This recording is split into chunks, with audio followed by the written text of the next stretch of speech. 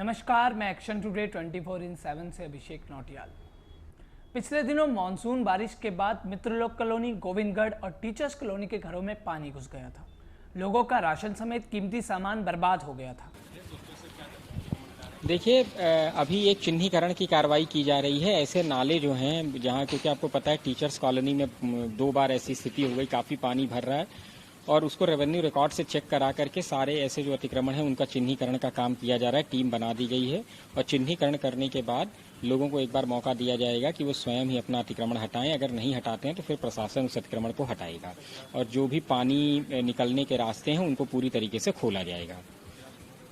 देखिए, गिरासू भवन को लेकर के भी मैंने एक बार लिखा है और वो नगर निगम करता है। नगर निगम ने नोटिसेस भेजे हैं। कई भवन जो है इधर बीच मुझे पता चला है कि कुछ भवन हटाए भी गए हैं और कुछ में हटाने की प्रक्रिया चल रही है। मुझे ये बताया गया कुछ में कुछ माननीय न्यायालयों में केस चल रहे हैं, तो वहाँ भी ये कहा गया है कि उन न्यायालयों में उन चीज़ों को रिप्रेजेंट किया जाए कि घर गिरने की संभावना है, जिससे कि अग्रिम कार्रवाई की जा सके।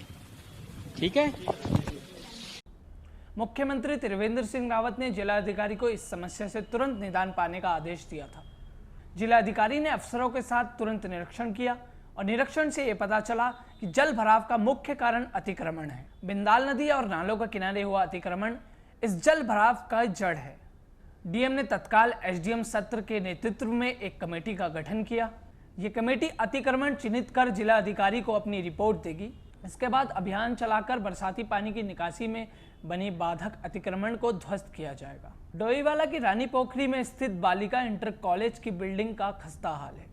डोईवाला के रानी पोखरी क्षेत्र के बालिका इंटर कॉलेज में तकरीबन 200 छात्राएं अध्ययनरत है, लेकिन कॉलेज की बिल्डिंग पुरानी होने के कारण जर्जर हो चुकी है। कई जगहों से छत झड़ चुकी है और बरसात में छत का टपकना भी शुरू हो चुका है, जिस वजह से विद्यालय प्रशासन पर लगातार खतरा मंडरा रहा है कि कहीं अनदेखी किसी बड़ी घटना को चुनौती ना दे दे। विद्यालय प्रशासन द्वारा कई बार नई बिल्डिंग बनाने का प्रस्ताव भेजा जा चुका है, लेकिन शासन द्वारा इस संबंध में अभी तक कोई कदम नहीं उठाया गया है। जिस प्रकार से विद्यालय की छत झड़ रही है, कहीं न कहीं शासन प्रशासन को इस ओर ध्यान देना अति आवश्यक हो चुका है, जिससे कि बड़े हादसे से बचा जा सके। क्षेत्र का एक बालिका इंटर कॉलेज है जिसमें बालिकाएं अध्ययनरत हैं, लेकिन आज यहाँ के स्कूल की जो जीर्ण शीर्ण अवस्था है, इसके अंदर जो छात्र छात्राएं बैठती हैं या स्टाफ बैठ रहा है, हमेशा इनके ऊपर छत की हालत यह है कि प्लास्टर गिरता रहता है, जिससे कभी भी कोई बड़ी दुर्घटना घट सकती है। तो मेरा तो यह है कि चूँकि ये मुख्यमंत्री की विधानसभा का क्षेत्र है और ये अटल आदर्श के उसमें स्कूल को चयन किया गया है और इसको इंग्लिश मीडियम स्कूल बनाने की भी प्रक्रिया चल रही है। तो मेरा मानना है कि इस प्रक्रिया को एक तरफ रखते हुए पहले स्कूल की नई बिल्डिंग का निर्माण किया जाए, ताकि बच्चों को यहाँ पे सुविधा मिल सके और उनकी सुरक्षा हो सके। तभी यहाँ पे अर्धमान्य बिल्डिंग सही होगी, तभी बच्चों की संख्या बढ़ेगी। कांग्रेस प्रदेश अध्यक्ष प्रीतम सिंह ने सरकार पर निशाना साधते हुए कहा, उत्तराखंड के कैंपा फंड की 2675 करोड़ की धनराशि केंद्र ने उत्तराखंड को सौंप दी है। कैंपा फंड का इस्तेमाल वनों के कटने से होने वाले नुकसान, पर्यावरण संरक्षण, खनन और विकास उपक्रम की स्थापना की वजह से विस्थापित लोगों की मदद के लिए किया जाता है।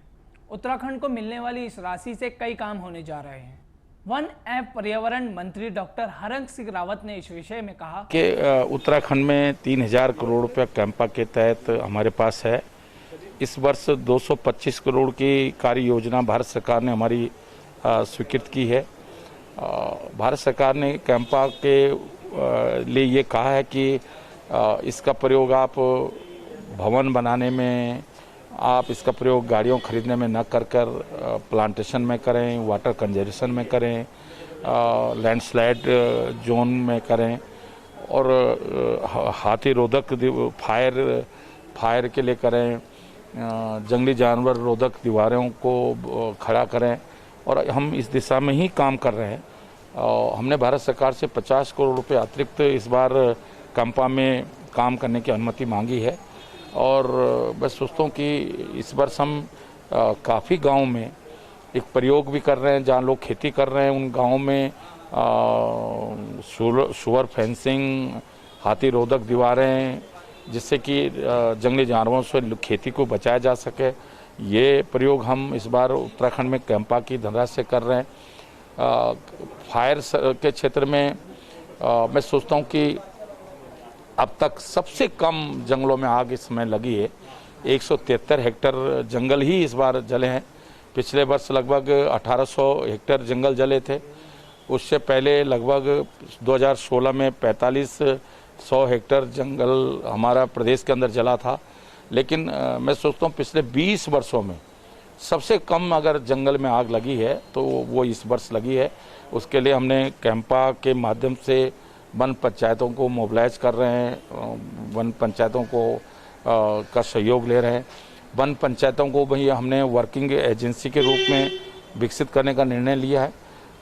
तो मैं सोचता हूँ कि ये और वन पंचायतें केवल उत्तराखंड में, तो हम वन पंचायतों को सक्रिय कर रहे हैं। वन पंचायतों के माध्यम से उत्तराखंड में कैसे जंगलों में कम आग लगे, कैसे प्लांटेशन हो, लैंडस्लाइड जोन को कैसे ठीक किया जाए, ये सारा काम हम कैंपा के माध्यम से प्रदेश के अंदर कर रहे हैं। और भारत सरकार को हमने आश्वस्त किया है कि हम हर स्तर पर जो कैंपा की गाइडलाइंस है उसी के अनुसार प्रदेश के अंदर काम करेंगे। आज राजीव गांधी के जन्मदिन से एक दिन पूर्व SC/ST कांग्रेस के प्रदेश अध्यक्ष राजकुमार ने तमाम कार्यकर्ताओं के साथ स्टेडियम के बाहर धरना दिया। कांग्रेस शासनकाल में एक धरोहर के रूप में प्रदेश सरकार ने ये स्टेडियम बनाया था। आज इस स्टेडियम की इतनी दुर्दशा हो रही है कि अंदर स्टेडियम के अंदर बड़ी बड़ी घासें उग गई हैं, कुर्सियां जो लगी हुई हैं वो टूट रही हैं, कीचड़ भरा हुआ है और जो घासों का रखरखाव स्टेडियम का जिस प्रकार होता था नियम अनुसार वो कोई नहीं कर रहा है। आज सरकार बिल्कुल सो रही है और इतना पैसा स्टेट सरकार ने लगा दिया था उसको बदहाल कर रहे हैं। ये तो चीज़ अंतर्राष्ट्रीय स्टेडियम राजीव गांधी स्टेडियम यहाँ बना, आज उत्तराखंड की शान थी, आज उसको उन्होंने कीचड़ के मलबे पे ढेर कर दिया है। सरकार सोई गूंगी बहरी सरकार है, उसको जगाने के लिए आज हमने यहाँ धरना दिया है कि स्टेडियम जो खेल प्रेमियों के लिए एक देन थी और उत्तराखंड के बहुत सारे खिलाड़ी जो आज राष्ट्रीय अंतर्राष्ट्रीय खेल रहे हैं उनको ये भी एक सौगात थी, उसका आज बदहाली पे ये हाल कर दिया है। पिछले 3.5-4 साल हो गए हैं कि स्टेडियम का दुर्दशा जो हो रखी है ये बहाली आ सकता है। तो इसी को लेकर आज हमने धरना प्रदर्शन करा है और बहुत जल्दी हम मुख्यमंत्री का घेराव करेंगे।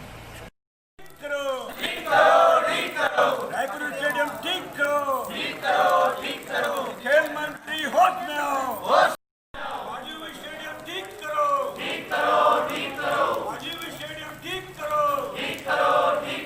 स्टेडियम का हाल ठीक करो, राजीव गांधी अमर रहे, राजीव गांधी अमर रहे, राजीव गांधी अमर रहे, बीजेपी हाय हाय, बीजेपी राजीव गांधी स्टेडियम ठीक करो, धर्मेंद्र सरकार होश में आओ, धर्मेंद्र सरकार होश में आओ, होश में तुमको आना होगा, होश में तुमको आना।